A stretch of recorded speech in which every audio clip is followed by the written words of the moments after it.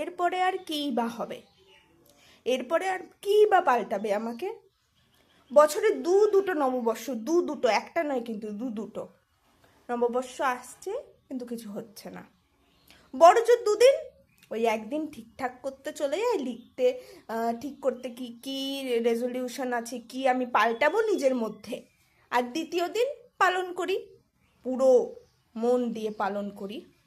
তৃতীয় দিন একই, নতুন বছর পুরনো আমি।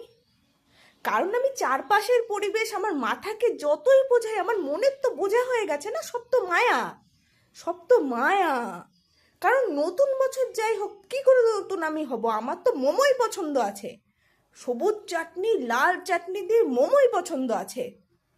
আমি তো রিলসই ঘাটবো মা বাবার জুতো খেয়ে, আমি তো রিলসই ঘাটবো। পড়াশোনা তো হবে না আমার, আমি কি করে নিজেকে নতুন আমি করব? আমার তো বোঝা হয়ে গেছে। তো এই মায়া যে বুঝে ফেলেছে, তাকে আর নতুন বছর কি করে পাল্টাবে?